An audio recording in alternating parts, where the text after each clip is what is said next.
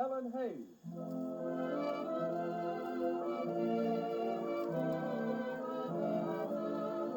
Good evening, ladies and gentlemen. Once again, Lipton Tea, America's best loved tea, presents America's best loved actress.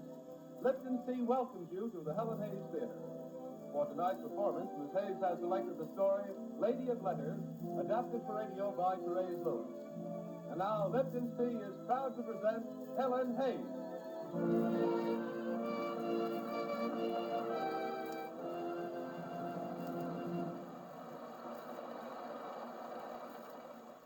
Thank you and good evening.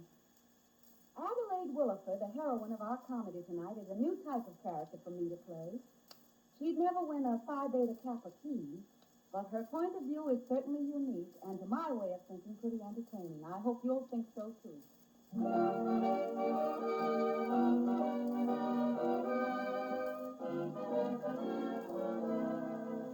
Lady of Letters, starring Helen Heyes as Adelaide Williford, with Les Tremaine as Gilbert. Our scene, a small college town in the West. Adelaide, what have you done now? How'd you know it was me, Mother? Who else could it be? Well, I just wanted to move this table. How was I to know you'd stacked all those Victrola records underneath? What was all that racket? What's Adelaide been up to? Good morning, darling. Nothing's wrong. We just don't have to worry anymore about those old Victrola records.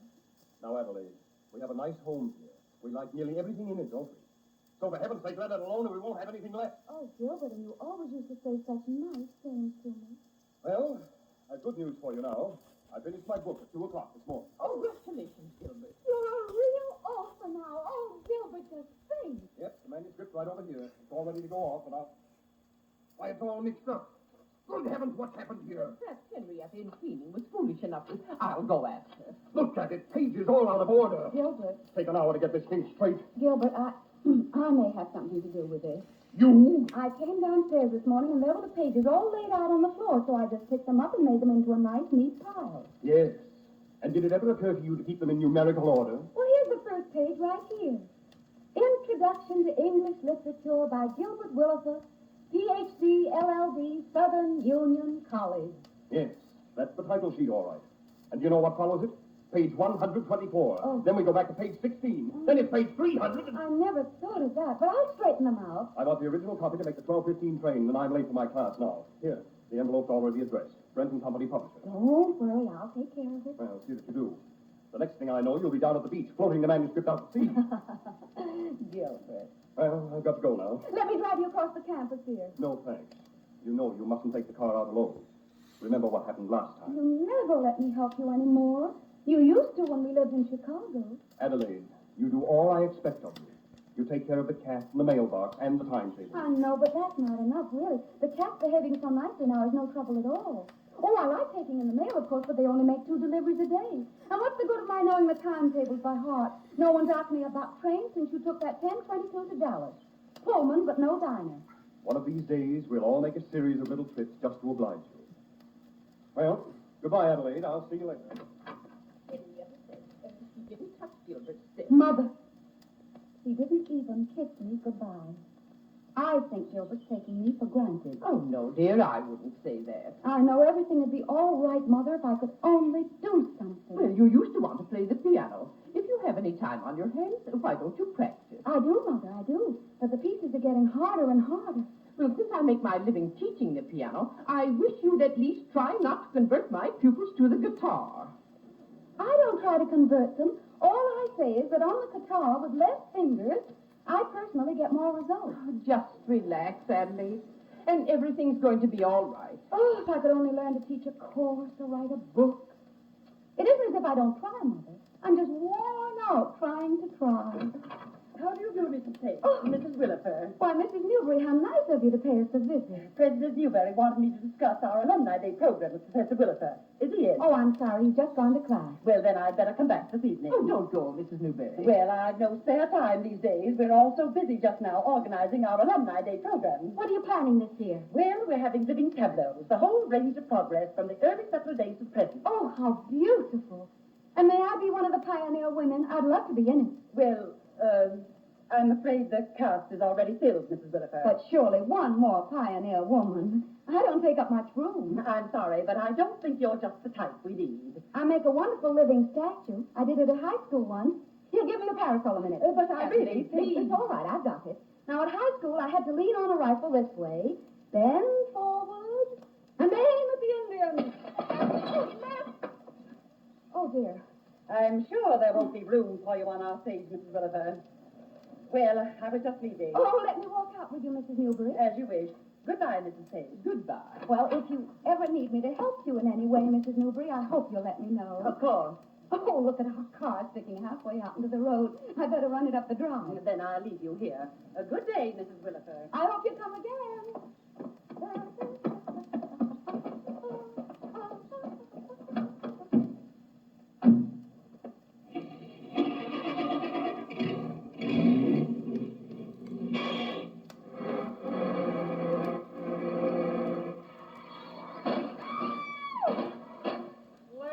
Lady. He must be crazy. Are you all right? Oh, I'm awfully sorry. I meant to pull it up the drive, but all of a sudden it shot backwards. My arm. What do you think I did to it, Richard? Now, take it easy, Cornelia. It's just bruised. Oh, please come into the house and we'll do something about Come it. along, Cornelia. Oh, I wish you'd stop trying to be so efficient. Oh, lay off, can't you? We'll get it up, sir. Well, Gilbert told you not to drive the car. I wasn't driving it, Mother. No, she was flying it. This is my mother, Mrs. Pace. These are, Mr. and Mrs. May. Come right in. Shall I call a doctor? No, that's not necessary. My wife's just got a scratch. But you never know. It might be something internal that won't show up till months later. Thanks. I'll be waiting. What about your car? It can be fixed tonight. We've got to get on. Have you come a long way? New York. We're driving to Mexico. I've got a headache from all this. Does anyone want an aspirin? I do. I could use 2 or 3 dozen. Oh, I don't think we've got that many, but I'll try. Well, if everything's all right, if you'll excuse me, I'm supposed to give a piano lesson at noon. Yes, go right ahead, Mrs. Thank you. Goodbye. Really? I told you we should have flown down. Too expensive. What do you care about that? It's my money, isn't it? Yes, of course. For the 100th time, Cornelia, it's your money. I've done too much for you, Richard. That's the trouble. You don't appreciate it. Yes, I do, Cornelia. But I thought you wanted a husband, not an investment. And what an investment. You'll never make a cent writing books. They always send everything back to you. You wasted 5 years on that awful novel. 15 months at my expense. I'll pay you back every cent. Oh, yes, I've forgotten. I'm to get 20% of all the royalties from your great American novel. 20% of nothing. Well, I guess it was a bad gamble. Gamble, it was straight charity. If it weren't for me, you'd be on the streets. I think I'd prefer that to my beautiful rich wife who's so money conscious she never thinks of anything else. Why, you lazy, ungrateful beggar. How dare you say that to me? Because it's true. You're a vicious, useless woman, and I don't know how you ever fooled me into believing anything else. That's enough. In fact, it's a little too much. I'm getting out of here, and I'm going on alone. This is the last I want to see of you. That suits me fine. Here's the aspirin. Well, where's Mrs. May? She's gone. To look at the car? No, to Mexico. Well, aren't you going with her? I expected to. Then she's gone off and left you? Obviously. What are you going to do? I don't know. Can I help? Yes, by not asking any more questions. I'm sorry. I was wondering if you had any money? I haven't a cent. I'd be glad to lend you some. You probably wouldn't get it back. Then I'll just give you some. What? Or perhaps my husband can get you a job. What sort of work do you do best? No sort. I'm a writer. Oh, are you? I think that's wonderful. Why? I'd rather write a book than anything in the world. Well, I've got a superb novel right here in this briefcase. Rejected by every publisher in the country. Really? What are you going to do with it? Nothing. Well, then what'll become of it? What difference does that make? Oh, but it does. No, it doesn't matter. You take it. What could I do with it? I don't care what you do with it. Send it out under your name if you like. Never got anywhere under mine. Oh, no, that wouldn't be honest. All right, then forget it. Well, if you're not going to use it, somebody ought to. Maybe you'll sell me your book. Are you serious? How much would you pay for it? I have $500 I've saved. Would that be enough? Enough. $500. You give me $500 for this pile of paper? Why? Well, Gilbert has a book, and everyone else is so smart and knows so many things, so if I could have one, too. Well, you'd be wasting your money. Nobody wants the book. Well, I want it, and I'm going to buy it. I'll give you a check. Oh, hey, this is wonderful. Better make it 5 checks. $100 each. They'll be easy to All cash. right. Oh, I can't think of anything I'd rather have than a manuscript. And it's so easy. No shopping or anything. You're sure you want to do this? Absolutely. Such a long name to sign. Adelaide Williford. I hardly ever have room for it. There. Thanks. Here's the novel. Oh, so nice and thick, so many pages. 479, 408. I'd advise you not to let anyone at the college read it. It might start a fuss. All right. 481, 482. Well, goodbye. Goodbye, 483, 484, 485. Well, about $1 a page. That's not so bad.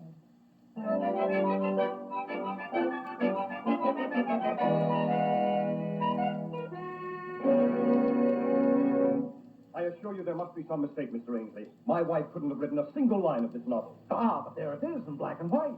Cuckoo's Nest by Adelaide Williford. Oh, I don't deny the existence of this book. I simply deny that she wrote it. Well, as I recall, this manuscript was sent to Brenton Company in the same package with something of yours. What was yours called now? Introduction to English Literature. Well, anyway, Cuckoo's Nest is marvelous. Better than Sinclair Lewis, better than Dreiser. And I'm here to present to your wife the first copy of her book that's come off the press. But it's preposterous. Mrs. Williford can't even compose a decent letter. Who cares about letters? She's the new titan of American literature. Where is she now? Downtown buying a string for her guitar. She plays the guitar. I must wire that back to New York at once. Great personality angle. I tell you, my wife couldn't write a book. What's the matter? Is she an idiot or something?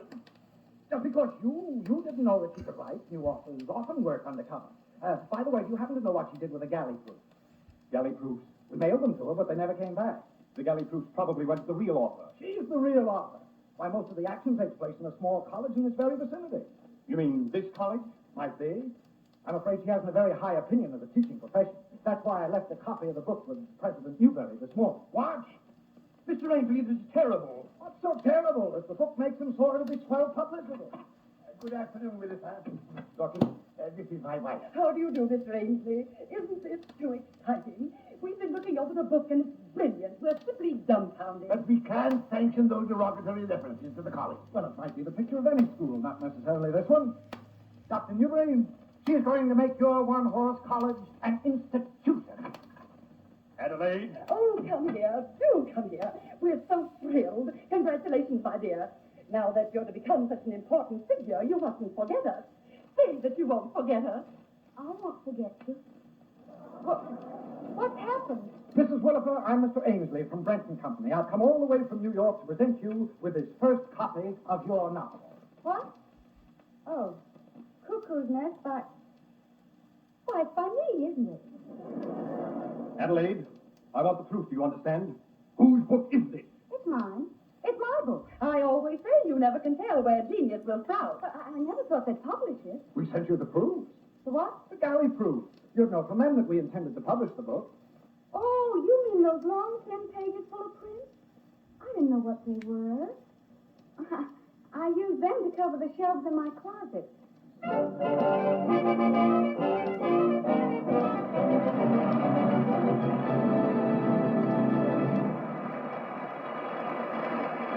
that applause, ladies and gentlemen, signals the end of Act One of Lady of Letters, brought to you with the very best wishes of Lipton, the famous tea whose grand flavor has made it America's most popular tea.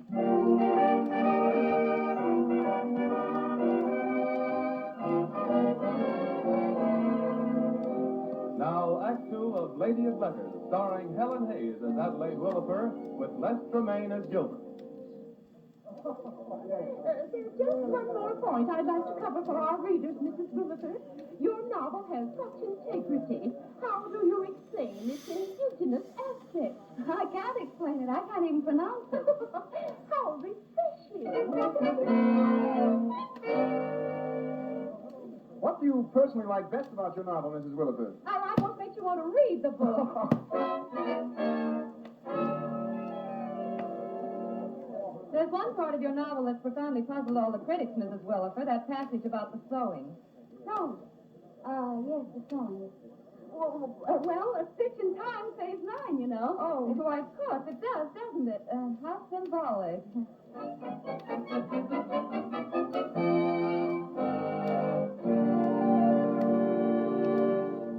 I tell you, Williford, I agree with Mr. Ainsley. The college has to capitalize on your wife's success. But Perhaps a lecture to her. Wonderful, Dr. Newbury. Why didn't you send me out instead of the Glee class? And just what would you do on a lecture platform, Adelaide? I could work up something. It doesn't seem to matter what I say anymore now that everybody's decided I'm so bright. You ought to give her a degree, Dr. Newbury. I can see it all in the papers. Adelaide Williford let's see, we might give her a doctor of letters. But a doctor of letters implies definite academic attainment. And really, But Gilbert, couldn't I be called a lady of letters? There isn't any such degree, Mrs. Williford. Then it's got great news value, Dr. Newbury. Well, we've had a remarkable reaction to Mrs. Williford's achievement already. Mr. Johnson Smith of the California Trust has written me about building the college a new gymnasium. I'd quite forgotten that Smith spent his freshman year with us. Ah, so it's Smith until he heard about Adelaide Williford's book. Well, how about it, Dr. Newbury? Does she get the degree? Yes. Yes, I believe we can consider the matter settled. Isn't that exciting, Gilbert? And what'll I wear? A regular mortarboard and pestle?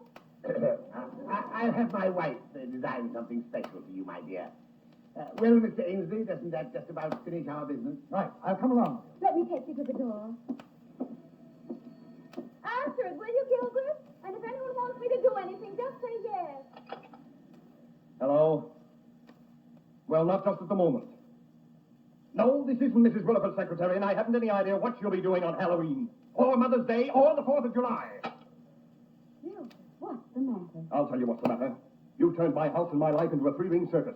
Interviews, autograph seekers, this man Ainsley. I'm not master of my own home anymore. I'm just Adelaide Williford's husband who answers the Oh, telephone. Gilbert, don't be angry. I've only been doing it for you. For me?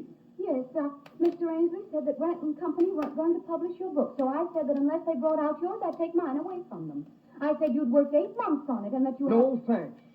If my book isn't good enough to be brought out on its own, then I don't ever want it published. Oh, Gilbert, you don't love me anymore, do you? Do you? Oh, Gilbert.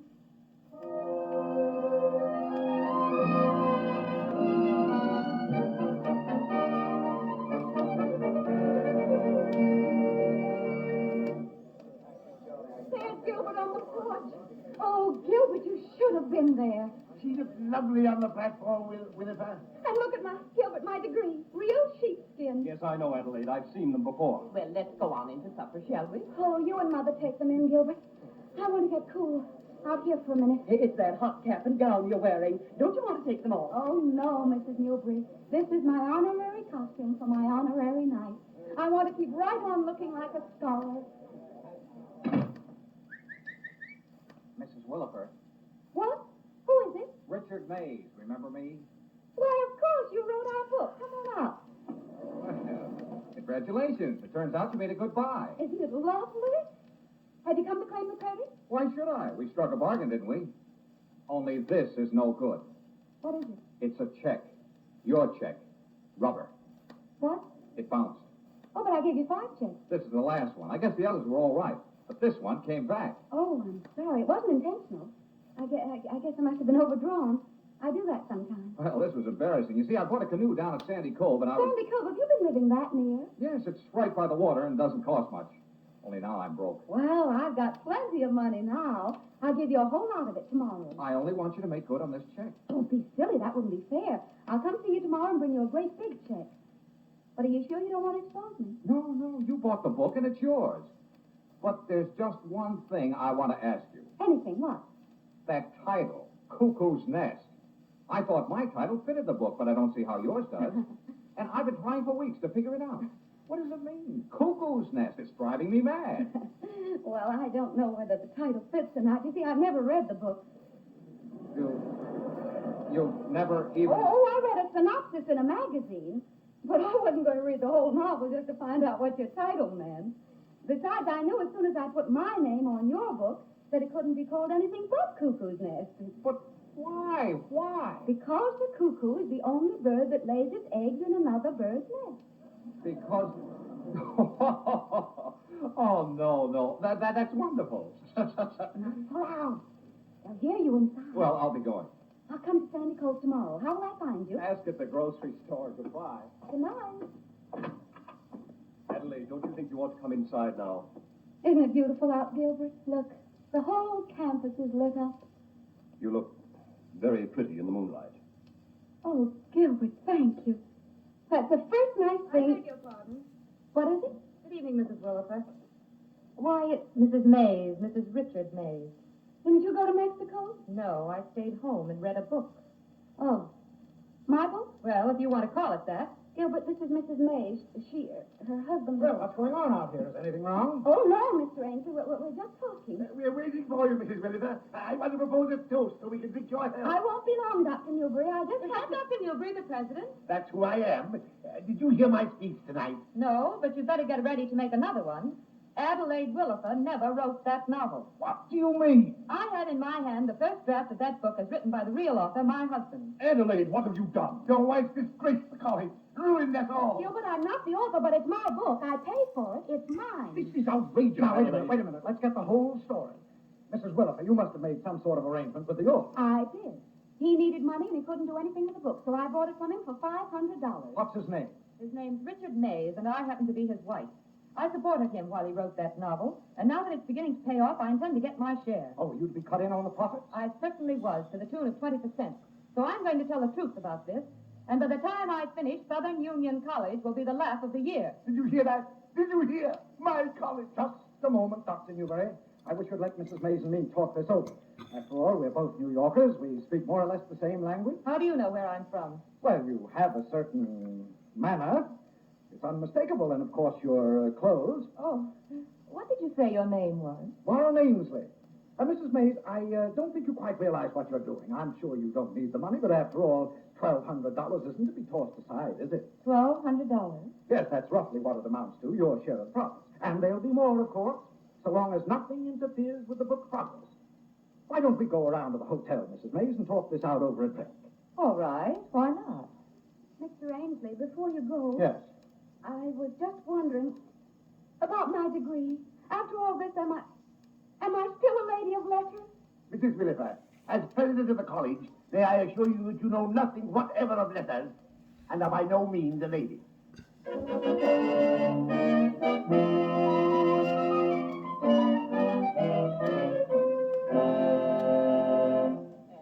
What on earth are you doing? Fixing the room so it looks nice for the conference this morning. Conference? Yes.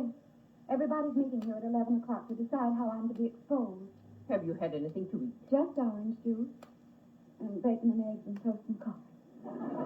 I wonder you can eat it all. I couldn't even get to sleep last night. I tried not to sleep, Mother. Honestly, I did.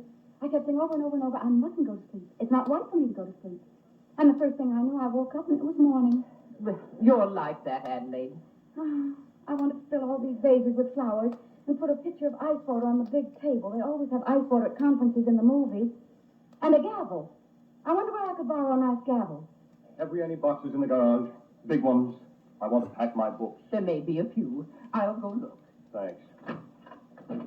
What are you packing for, Gilbert? Gilbert, don't you want to even talk to me? I've written my resignation. I'm going away. But where? First to my brother's home in Hohokus, New Jersey, until things quiet down. Then I'll look around for another position. Shall I help you pack? No. Aren't you ever going to let me do anything for you again? No. Then you don't want me to come along with you, is that it? Well, Adelaide, I just don't know. Perhaps we need a vacation from each other. Oh, Gilbert. Good morning. Good morning, Dr. Newbury. How are you, Mrs. Newbury? As well as can be expected after a sleepless night. Dr. Newbury, I've prepared my resignation. Here it is. Thank you. I can assure you it will be duly accepted. Hello. Sorry to be late. Good morning, Mr. Ainsley. Professor Willifer, we must decide at once upon the nature of your wife's confession, and then immediately make it public. Are you out of your minds? Now listen, there'll be no further publicity until the sale of the book has run its course. Then after we bring out another novel by Mr. Mays... Another novel? Yes, signed him up this morning. When his next book is ready, we'll gradually let it out that he's also the author of Cuckoo's Nest. But what of the college? We'll still look ridiculous after claiming all the credit. There's one thing you don't know. Richard Mays actually went to college here for a time. It was Dr. Newbury here who once denounced him as the stupidest student he'd ever had. Horace, think of it. One of our boys. That does alter the picture somewhat. So, here's the angle. Mrs. Willifer was an old friend of his, wife of a former professor. When Richard Mays was too shy to send the book to a publisher, she submitted it under her name. Mr. Ainsley, I hate to say this, but I think you're dishonest. But what of Mrs. Mays? She's still out to make trouble, isn't she? So long as she keeps collecting those royalties and I come right through on cue with those compliments, she'll be all right. We're taking the same train back to New York this afternoon. No time until you get to Smallwood Junction. Please. Mr. Ainsley, how can the college become part of such a fabrication? I don't like it. But you have liked the publicity, haven't you? Why make Mr. Johnson Smith of the California Trust forget that he offered you a new gymnasium? Horace, you must be sensible. In trying to do what we think is honorable, we mustn't forget to protect ourselves. Well, perhaps you're right, my dear. Perhaps you're right. But what about Mrs. Willifer? She ought to be punished. I have been punished. And so you should. The idea you're bringing down this disgrace, this humiliation upon us. Why, when I think... Just a minute, Dr. Newberry. You've said quite enough to Adelaide already. Gilbert, perhaps we'd better let bygones be bygones, Horace. Particularly as you're going to need Gilbert's and my cooperation if you follow Mr. Ainsley's plan. Yes, quite right. Willifer, your resignation has been duly rejected. We will carry on just as we have in the past. Come along, my dear. Goodbye, Adelaide. So long, Mrs. Willifer. Goodbye, Professor. Goodbye. Oh, Gilbert, you stuck up for me. You were on my side. It made me feel as if I belonged to you again. Well... Like on that cold night in Chicago when we went to a movie and couldn't get the car started afterwards. The cold wind was blowing in from the lake, but you put your arms around me. And right away I felt so warm I said, let it blow. Adelaide, we hadn't been to a movie. We'd been to a lecture. And the reason we couldn't start the car was because you dropped the keys down into the engine. Yes, Gilbert. However, we might pretend we're right back in Chicago on that windy night, starting out all over again. Even in spite of all the wrong things I do. Even in spite of them. So help me. Oh, Gilbert, let it blow.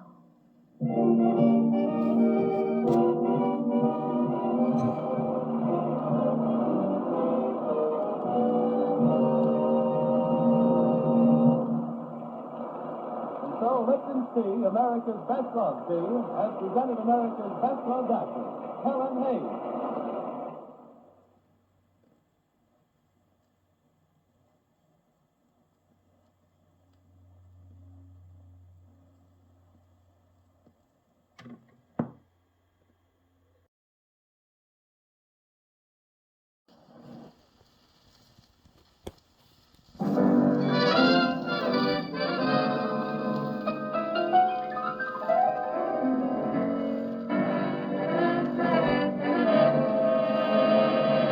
Presenting Helen Heyes.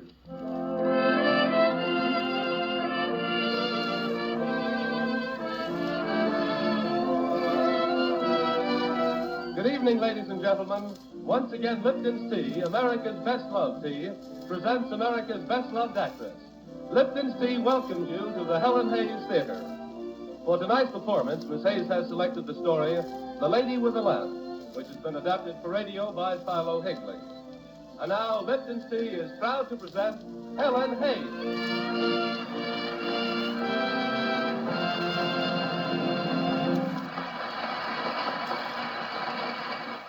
Thank you and good evening.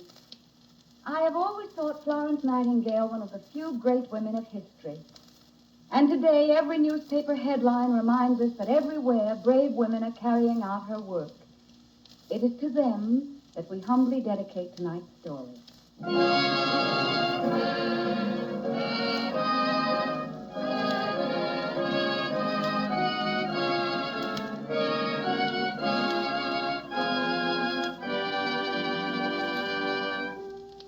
The Lady with the Lamp, starring Helen Heyes as Florence Nightingale, with Les Tremaine as Henry Forsyth. Our scene, the English countryside in 1848, and a smart carriage rolls along between the meadows of a great estate. Mullins, wait. Stop the carriage. What's wrong there in the field? You know, Miss Florence, looks like trouble. Joe Blake, what's happened? Afternoon to you, Miss Florence. It's Tom Henson. He's fell on a plowshare, cut himself terrible. Come along, Mullins. Perhaps I can help. Get some water from the brook. Oh, but Miss Florence, a lady like you, there's lots of blood. His arms hurt bad. Perhaps he's cut an artery, Joe. We'll see. Well, Tom. Here, let me look at you. It's all right, Miss Florence. Only I feel sort of funny. And no wonder. We'll bandage it right away. I've lots of extra ruffles on my petticoat. Oh, no, miss, no. What would your mother say? I'm sure she'd say I was a hard-hearted girl, Tom, if I didn't do the best I could for you. Now, Joe, you hold his arm straight up. Yes, miss. We'll just press the cloth against the wound. Hold it there tight with your other hand, can you, Joe? Yes, miss. Now, one more ruffle, and we'll tie it tight around his forearm. See? All right, Like that.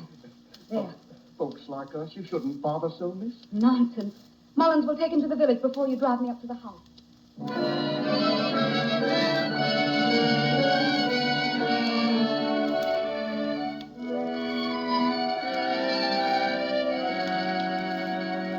But Florence, your petticoat, and those plowmen about. Where did you ever learn to bandage an arm, anyhow? I asked Dr. Fuller to show me one day, Mama. The health of our tenants is scarcely your concern, dear. Though I do wish you'd forget all that nonsense for tonight. It's nice, Henry. Forsyth can come for our little dance, isn't it? Yes, I haven't seen him since, well, it's 3 weeks ago last Tuesday. Lord Palmerston has arrived, Mrs. Nightingale. Heavens, I'm not dressed to receive guests. And Lord Palmerston. You slip out the other door. I want to talk to Lord Palmerston anyway. All right, dear. Will you come into the library, your lordship? Well, Miss Florence. Oh, Lord Palmerston, it's nice to have you here again. An old man is especially flattered when the younger generation thinks so, my dear. While I have you alone, there's something I need very much to ask you. Do you mind? Of course not. Lord Palmerston, I was in London most of the winter, and this time I saw things there that I haven't been able to forget. The slums, all those unlucky people. Do you ever think they have nobody at all to care for them? Care for them? I seem to have the strongest sort of feeling that I could help. You mean visits to the poor, that sort of thing? I mean nursing. I mean to have a kind of knack. I have one for it, but I'm always being told I'm vague and impractical. Well, why can't women do something useful in the world? Is it so absurd? Well, my dear, they already play a certain role in the continuity of the race. But surely there's a little more for them than that. Oh, I did think you could help me. See what you've done with your life. They say you're going to be the next prime minister. Do they? You're really serious about this, aren't you? Your sincerity is quite moving. Well, thank you for not laughing at me. If you must follow this idea, if you're determined, then remember that enthusiasm is no good without equipment. It's all in training, Miss Florence. But don't you see, that's just what I mean. Women are natural nurses, if only they could be trained. Why shouldn't they be taught to heal just as you were taught your politics? My dear, I think perhaps you have a sound point there. Have I? Have I, Lord Palmerston? Yes, the idea has definite possibility. Oh, now you have given me something. Encouragement. I've never had it before. This could really be a purpose, couldn't it? A goal to work for.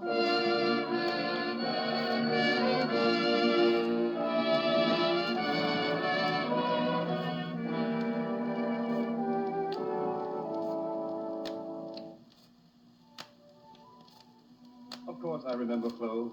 How could I forget the fountain? We sailed paper boats in it years ago. But we never saw it in the moonlight like this. No, not together, Henry.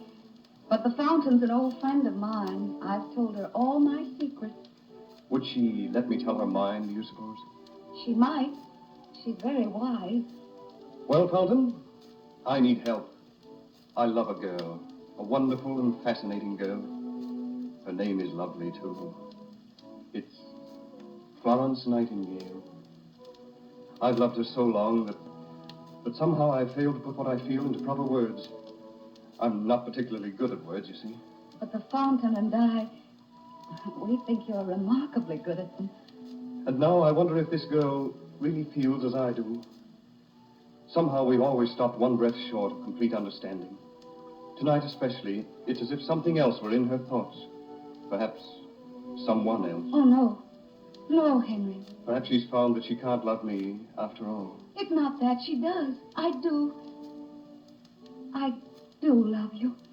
Oh, darling. Henry, hold me. Hold me like this always. That's what I've been wanting you to say. And now that you have, it's all settled, isn't it?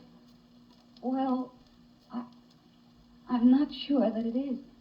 But, Flo. Henry, do you remember my telling you in London about going through Salisbury Hospital? seeing those miserable wards. But surely that's not still on your mind. You've got to learn to forget an experience like that. But I can't.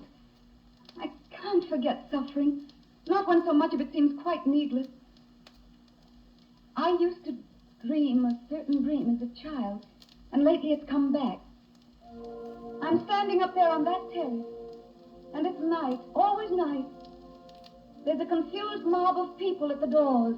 They're carrying things into the house like mattresses and stretchers, and someone with a lamp is walking among them. Perhaps a lamp to light the dark for those who suffer. Then I realized suddenly, this always happens, that I'm the woman with the lamp. The place isn't home at all, but somewhere very far away. A great hospital. It's a fine dream, dear, and very noble, but don't you... Noble? I don't want to be noble. I don't want to be Lady Bountiful with calf's foot jelly for the tenants. You sound almost like someone who's dedicated to a cause or something. Leave that to the women nobody would want to marry anyhow. You're not like that. But perhaps I am. I do have a cause, if you want to call it that. And now, suddenly today, it's taken on new purpose. Today, for the first time, Oh, we love each other. That's the only thing that counts. I'm going away next week. Tell me you'll marry me. That you'll come with me. I can't tell you that. Right now, well, it's as if I weren't free, Henry. I'm needed. I know it. If only I can find the knowledge. And I've got to find it. I won't have any peace until I do.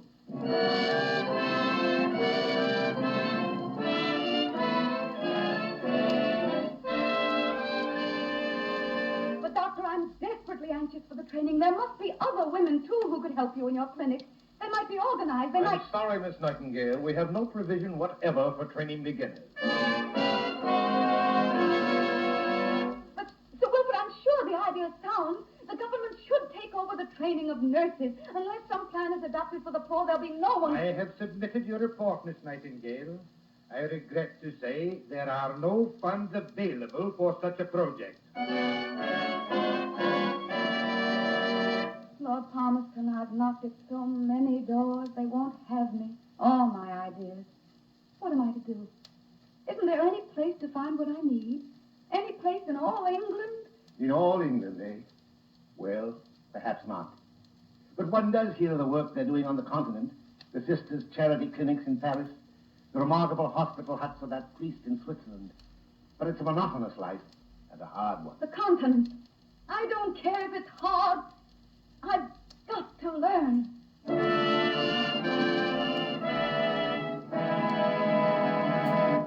Yes, Miss Nightingale, we've heard about your work in France and Switzerland. And now you're back in London, we feel you're qualified to take charge of our new nursing home in Chandler Street. What did you say it would be called, Lady Exeter? The Hospital for Invalid Gentlewomen.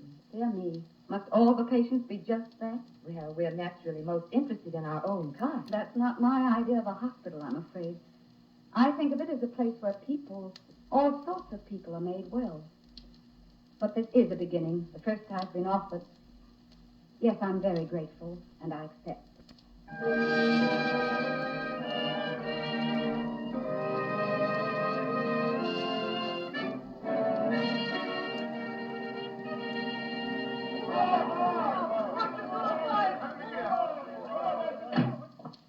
Oh, you're very kind to help me.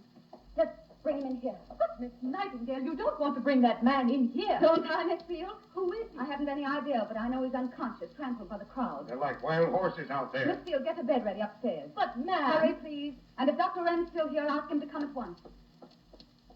Well, so it's war then. Sure is, Mom. Bad one, too. War in the Crimea, thousands of miles away.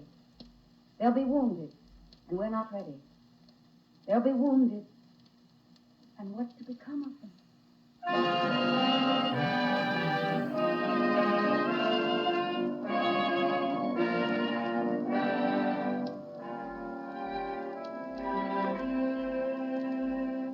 Florence, dear, I've heard it everywhere.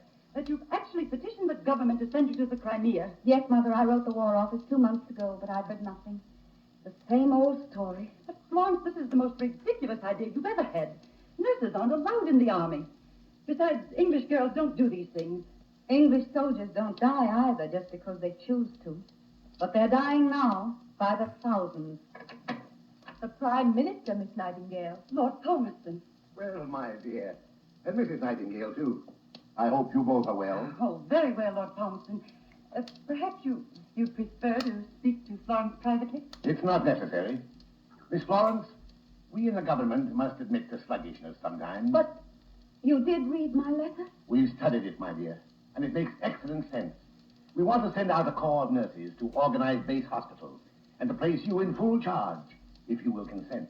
If I'll consent. The men must have care. A real organizing brain like yours can get results. Can she? Is she really equipped to do it? There's no one else in the world who can. Florence, did you hear? Oh, darling, I am proud of you. Perhaps your father and I were foolish. Oh, Mother, at last you see. I'll go, of course, Lord Palmerston. I'll do whatever I can. And thank you for giving me the chance.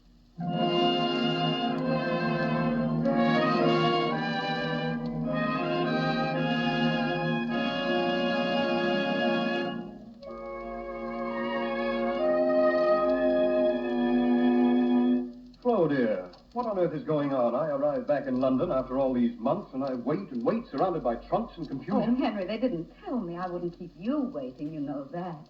Not you. After all this time. It doesn't matter. It does to me. It's so good to see you. Darling, I'm ready to do whatever you say. I'll build a hospital for you. We can be married and work it out together. You can head the whole project. Henry, you do that. But I haven't told you. I'm going away. But where? To the Crimea, to the war. That slaughterhouse? Flo, are you crazy? What could you do? They've appointed me to organize the base hospitals. Florence, please don't go out there. Forget these visionary aims. Your idea of a hospital, Henry. Our hospital, it's magnificent of you, but we've got past that now. It isn't just one hospital any longer, or one country any longer. Pain is a universal thing, and nursing must become that too. I've offered you everything, and you refuse it. I've waited years, Florence, since that night at the fountain. This is the last time I'll beg you to change your mind. I'm sorry, Henry. So much more sorry than I can say. But I'm leaving today, now. I've got to. They're counting on it. But what about your own life? You've wasted your youth in hard work, and now the future will be empty. Empty? I love you. I'll always love you.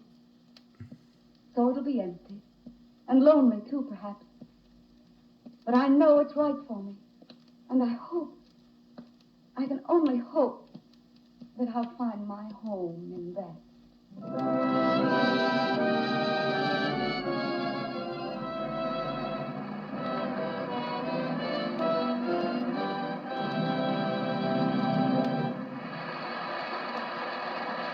You have just heard the first act of The Lady with the Lamp, brought to you by Lipton's Tea.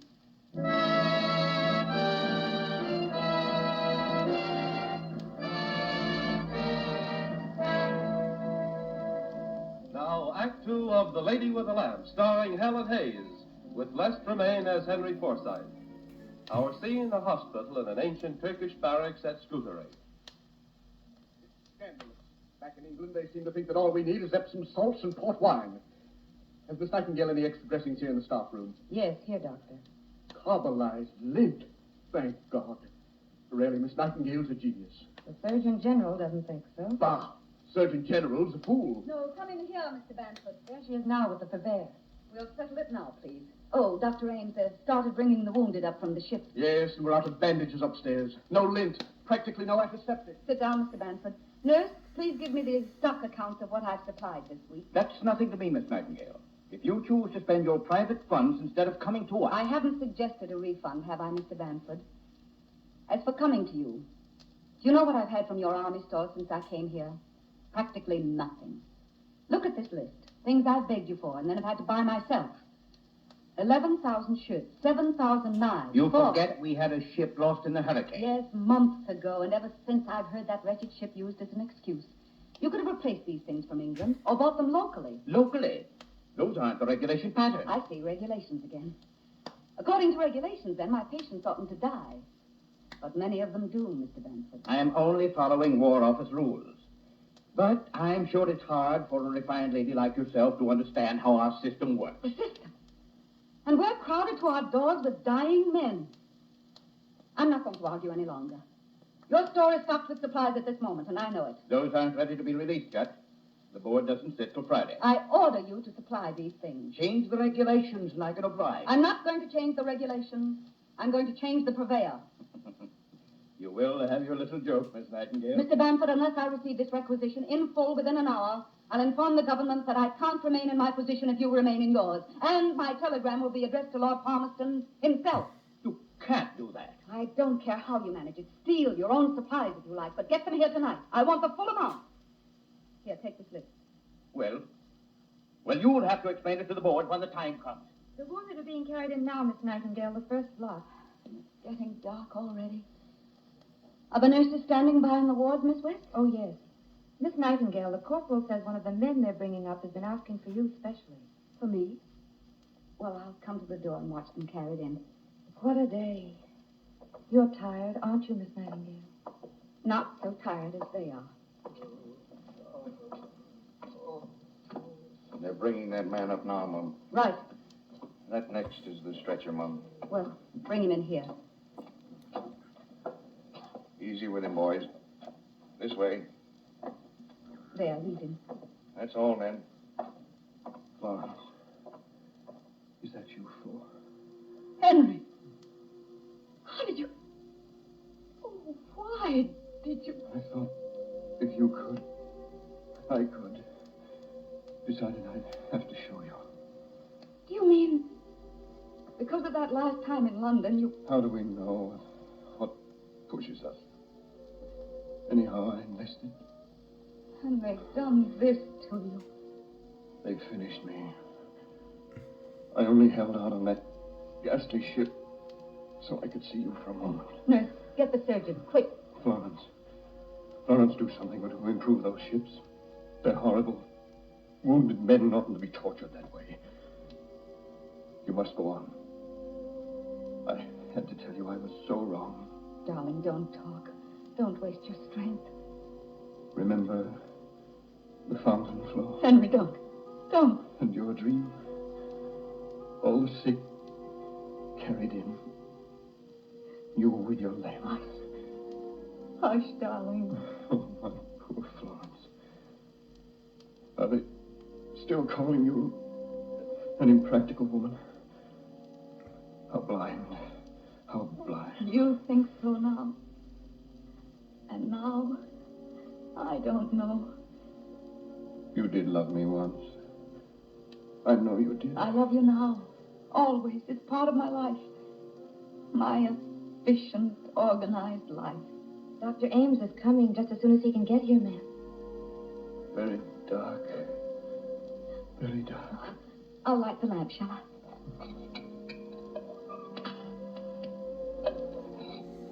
There. That's better. Lighten our darkness. We beseech thee, O Lord.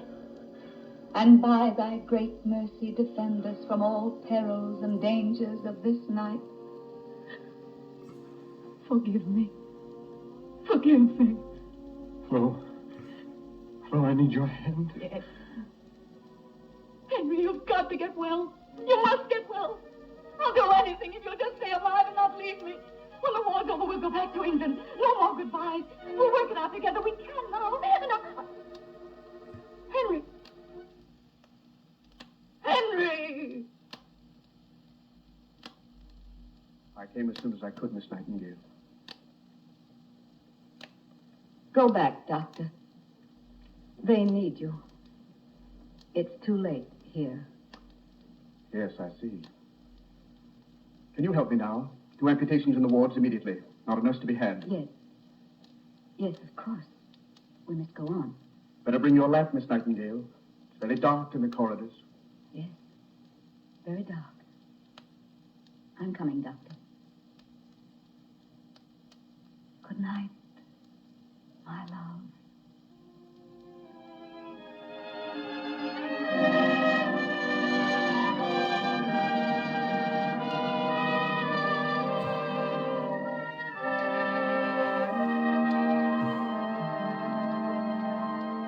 Lord Palmerston, I believe you're deliberately trying to discourage me. Perhaps I want to save you from disappointment. You are my pupil in a sense, Miss Florence. So like a good tutor, I follow your progress. I know how hard you've worked since you came back from the Crimea.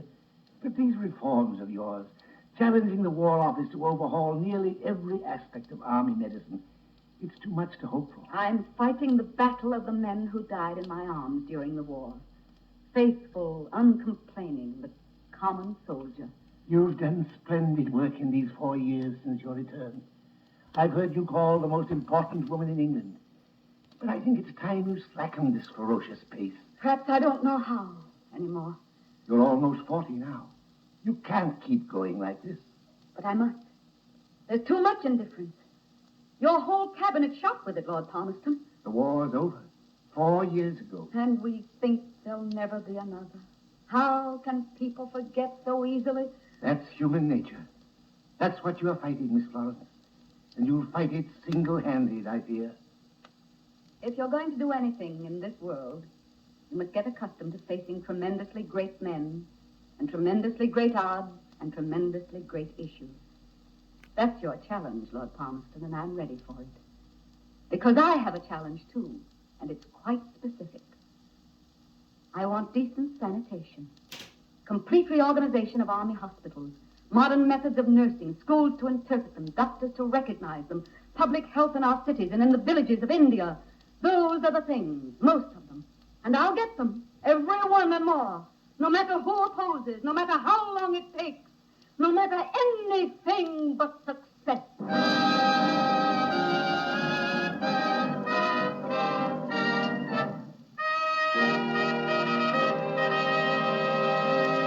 And upon you, Florence Nightingale, at the age of 87, His Majesty the King directs that we confer the Order of Merit, presented only to this country's noblest servants, of whom you are the first woman thus designated.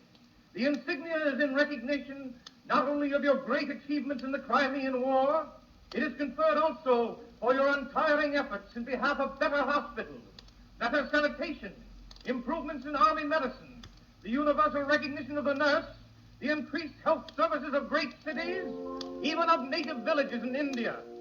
You, Florence Nightingale, as the founder of modern nursing and of the benefits which hospitals everywhere extend to sick humanity today, have awakened a worldwide spirit of compassion with suffering, which spirit, please God, may never die.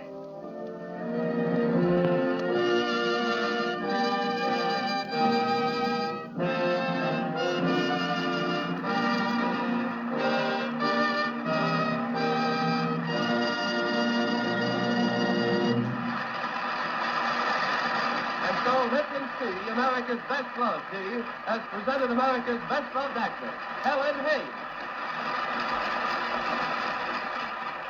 Thank you. Thank you. And before I tell you about our next broadcast, Bill Adams wants to tell you about a discovery he's just made. Thank you, Miss Hayes. I heard the other day that good tea used to cost as high as $50 a pound.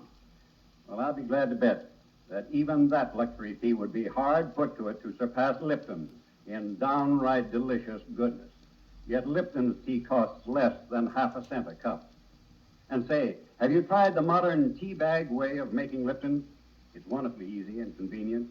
Dainty way to make tea, too. And since Lipton's tea bags are made of that special silky fine filter paper, you can be sure that every last bit of Lipton's full-flavored goodness comes through. Yes, you can't help but enjoying making your tea with Lipton's new style tea bags. So ask for them at your grocer's tomorrow, won't you? Lipton's tea bags in the red and yellow package. If you'll do as Bill Adams suggests, I'm willing to make a little wager myself. I bet you'll keep a package of Lipton's tea bags in the house all the time, just as I do. And now about next week. we're doing a hair-raising new thriller called Some Must Watch. It's by the same author from whose earlier novel came the motion picture The Lady Vanishes. And I think you'll find this an equally exciting drama of brooding horror and suspense. So I hope you'll all be listening into it next Sunday. And now, I want to say thank you before I say good night. I've had so many nice letters and telegrams from lots of you since I received the Radio Movie Guide Award last week. It's good to know I have so many friends. Thank you, and good night.